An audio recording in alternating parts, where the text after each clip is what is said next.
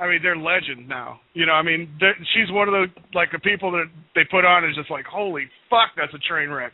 You know, like that. Yeah, train wreck, man. You know, she was neck and neck, and may she rest in peace. Anna Nicole Smith was a train wreck, and that for a long time. But you know, she pulled out. China pulled out in the lead as the major train wreck in this country for people to fucking look at. And you know, they look at people like that. Even one of the most fucked up people looks at her and goes, "Damn, I ain't that bad after all." That's true. Hey, X-Pac, you want to take a call from some of the humanoids? Hey, okay, let me try it, because this always turns into a nightmare, dude. But I'll try it for you. You. Good question for X-Pac. Yeah, well, Mr. California told me you want to take calls from the spudheads, and it just always turns out bad. But I'm gonna try. All right, I think this is a Skype call. 200. Are you there? 200 Skype call. Skype call. Let's try. 253. 253 area code. Yeah. Hey, what's up? I see you. Oh, there you go. You want to talk to X-Pac? Hey, X-Pac. What's up, 253? What's your name, dog? Hey, this is RJ.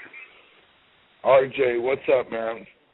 Hey, any chance? I don't know. I just got home. I wasn't listening to all the show, but any chance you going back to the WWE and helping out Triple H? And what's up with that YouTube video with you jumping in the ring and doing the cross chop with DX and never seen you on TV? What was up with that? Oh. Yeah, no, that was, they were here in Tampa, and I was, you know, and they invited me to come to the show. You know, Hunter called me, Hunter and Sean, and, you know, I think they were just trying to see how I was doing, and I was doing good too, man. I was in shape. I was pretty yoked up too, and so, you know, after their match, I just took it upon myself to walk up in the ring, and the fucking people went nuts. And so we all just did our thing, and everybody was happy, and you know, hey, are you know thinking about coming back, and you know, then they wanted to bring me to the next show with them, and I got so happy and excited that I went out and got fucked up that night, and then didn't show up the next day. That's the truth, man. Fuck. That's the truth. All right, of the RJ? matter right there. Well, RJ, thanks, got anything X-Pac. else? All right. No, thanks. You're friends of mine on Facebook, so I'll talk to you later. Right on. Okay. I figured I was the same RJ. Hey, Violet's Jack. I know What's you're up, Jack? The biggest mark of X-Pac in history. Nice. I know you got to ask him. So, Violet's Jack just got on, so he might reiterate a question we've already asked. If he does, we'll stop him, slap him around for a minute, then and change the subject. What do you got there? I know you got something, Violence. I was just wondering if Vinnie Mac maybe contacted you to stand up for the WWE and say, like, hey, we've paid for some rehab. You want to go to bat for Linda? You want to make us look like a good company or what? You know what? I would have done it without any hesitation, just because I like Linda McMahon. But, you know, I'm not necessarily the type of person they want an endorsement from, if you know what I'm saying.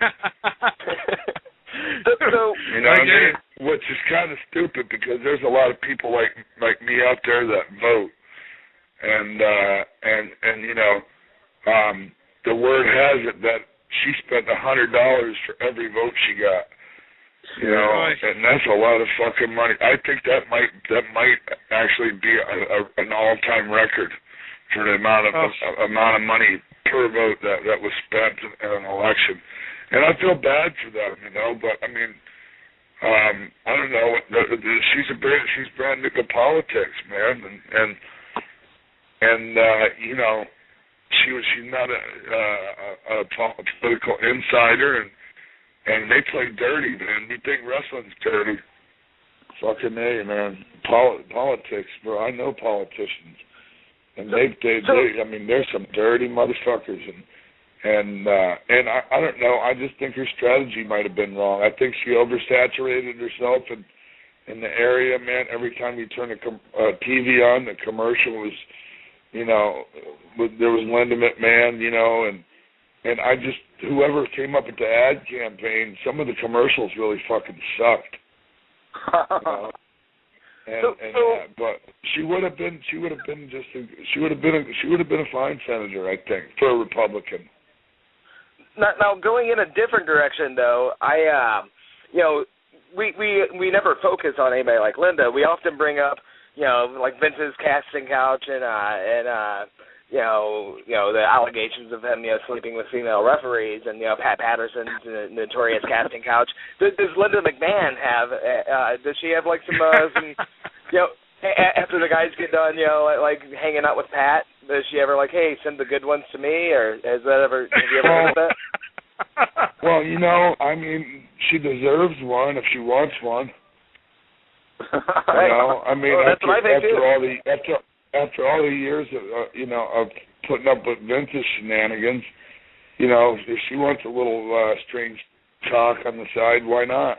If she wants to, but she ain't that type of woman, man. She's a good woman, and you know, man, Pat Patterson's a good friend of mine, man, and you know, I never knew of any casting couch, and you know, I mean, I didn't even know he was gay. He doesn't kiss like a fag. Right. but you know, Billy Jack really he resents that whole company. Billy Jack Haynes will, you know, tell it straight up from his perspective every time he gets. So that's where we hear about the casting couch and stuff like that. And when Billy Jack's, you know, on his guts. It's a metaphor, you know, of maybe a couple of people got hired through that kind of situation, and I don't discount Billy's some of his stories, but I think he went out there, you know, and some of that shit that he said I'm not subscribing to, and I love Billy Jack, man. He was my idol when I was a kid here in Florida, and he was very good to me, and I wished that things would have went better for him, but man, he had his own fucking mental issues, obviously, that he even talks about. So, you know, I mean, people were scared of him, man. He was a bad motherfucker, and if he didn't like something, he'd fuck you up, promoter or not. So, I mean, people get scared of having people like that working for him. Oh wow. Hey, let me bring in K-Ross for a second. I know he probably. You gotta kill that fucking Sensei. Yeah, K-Ross, you got. I know. Hey, X-Pac, he's a fucking idiot guy. Just talk shit to him, fuck. Hey, shut up, Mr. California. K-Ross. No, K-Ross with a K. K-Ross. Oh, I Quiet down, Mr. Gay-Ross. California. I'm sorry. What's up, what's K-Ross? going on? I'm here. Bring out that big Mark K-Ross with the hat on. All right, okay, so check it out. So X-Pac can party like the people in Chico, and we know it. But the fact is there's got to be some hardcore partiers in Mexico. So what was a better ride, DX or D-Mex? That's a good question. DX was obviously the pinnacle, man. There ain't it didn't get any better than that. And we partied, but man, I kept it pretty much, you know, strictly to the weed. You know, every now and again, you know, pop a few pills of ecstasy or something, but you know, I kept it to the weed basically. I didn't drink. I didn't, you know, I stayed stoned most of the time. And well, you know, there's a lot of people. There's a lot of people who claim that you're the everybody down in Mexico, man. I mean, I'm to be honest with you, man. I got looked down upon. There's a locker room full of motherfuckers doing bumps of coke, and I light up a joint down there. I light up a joint down there, and these fucking cokeheads are looking at me like I'm some kind of a jackoff. Like, yo, look at this guy. Fucking Fumar de Mota. X-Pac Fumar de Mota. Yeah, but what? All right, and I got one more for you. The coca. I got one more for you. I know that Big Kev said he was the best worker in history, but according to a lot of the people that I talked to, that title belongs to you. Where do you see yourself on that list, number 1 or number 2? Best worker? I don't know how. Is that meant to be sarcastic? I mean, because I don't know how. I don't know in what context that Kev said that. Well, go in the ring and take a shit and make $1 million. Oh well, I agree. worked my ass off, and I worked my fucking ass off, and you know, and Kev had his role, man. Kev wasn't going to go out. Kev was never Ricky Steamboat. Everybody knew that, you know. But when Kev wanted to, he knew what to do in there. But if anybody wants to lump me in with that kind of a reputation as just collecting money for doing nothing, they can suck my fucking dick. Yeah, I agree with that. Basically. I definitely agree with that. And then do you see yourself as opening a school, maybe teaching someday? No, I teach right now, man, just because I want to, and I don't do it for money. Where, in Tampa? Yeah, I go to FCW once a week down there and help mentor some of the... Oh, well, guess I didn't do my research. And they need you there. I know they do. You won't know it because I don't care about a pat on the back. I'm going down there to help people out because their fathers helped me out. You understand what I'm saying? What's that? Oh, do you hang out with Zbyszko and Scott Hall and Chase and Rance, all those guys down there when you're hanging out with them? Is that your crew? I hang out with Scott Hall. No, Chase and Rance and Zbyszko are in our crew. Yeah, cause we've had them on the show before. They all sort of came on together at the one time, and so yeah, that's how we know about them. Yeah, well, I mean, it's just that you know, I like Larry and all that, and I know Chase a bit and that, and you know, I mean, I know he's in trouble and shit right now, and that, but he's you know, in trouble for Rocket, you know, these are alleged. As of right now, he only allegedly did something. I mean, you know, this is the United States of America. Yeah, well, hey, we're on Team Chasing on this one, dude. You know, from where we're standing, we're on Team Chasing. But I don't know. I don't know. I mean, I don't know the facts, and I just know that he's a good guy. You know. There you go. But you know, and Larry Zbyszko, you know, I've always liked Larry. So I mean, it's just that I don't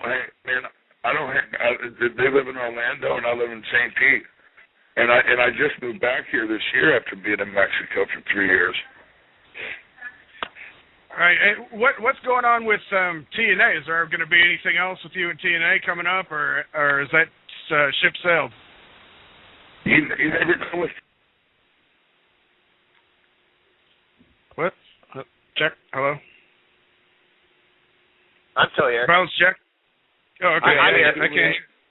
He's still there, brother. I'm here. Oh, they threw me under the bus. Oh, okay.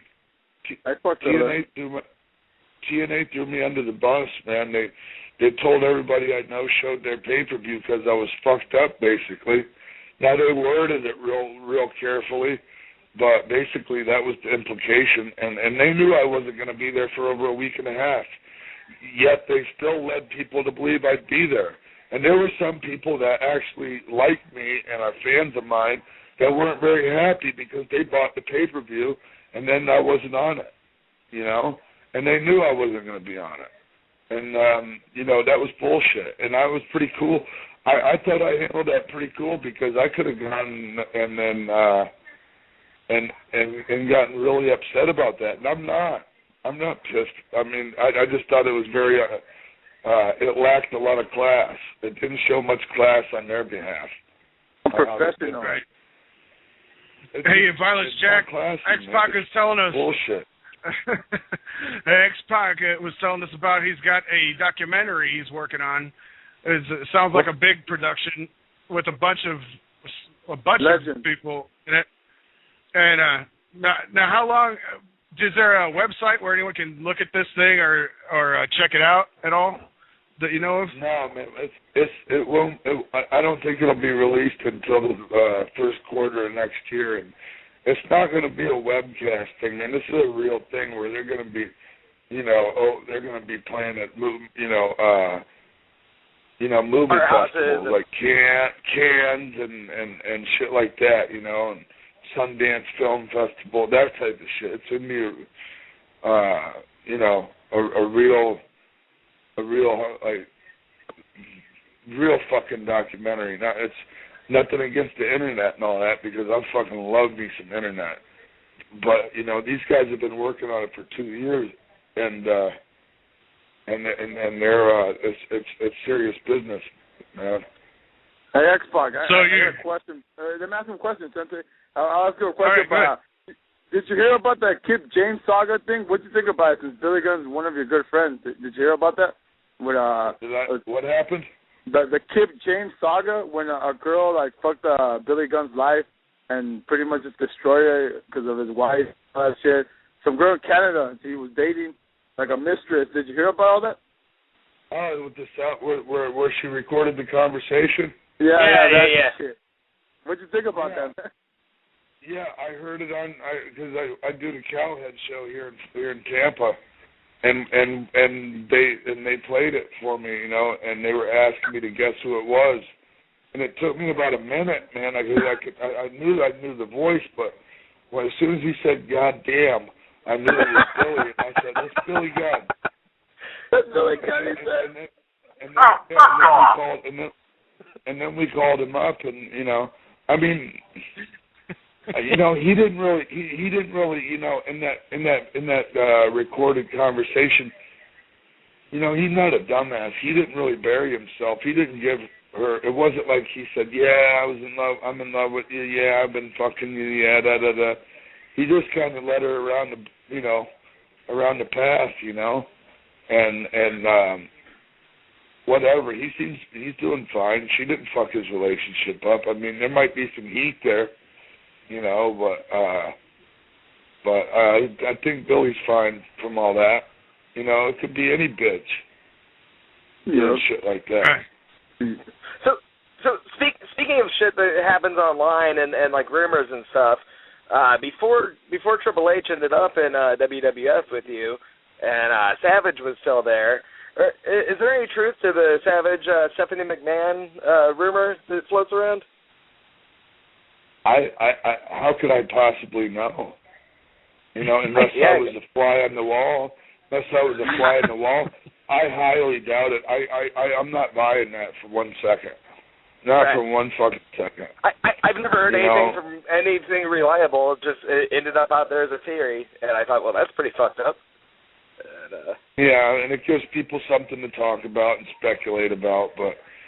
Because Stephanie McMahon's a sweetheart, she's cool, and they're like, and she's like family to me,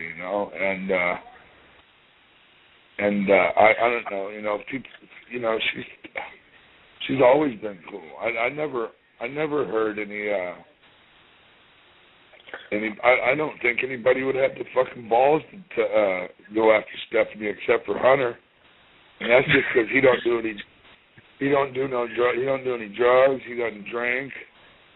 I mean, he lives a good life, and he's the only one that was worthy of her. Are you friendly with Randy Savage? Like why would he have so much heat with Vince? Because he quit. And Vince said, but I mean, you quit and came back. Yeah, but Randy. He made Randy the fucking Babe Ruth of WWF back at the time, and basically, became very, very, very close friends with him. And then Randy got, I think, the story as I remember hearing it from Randy and Vince is that Randy took the money from Turner and had to get fucked up and call Vince at 3 a.m. all fucked up to even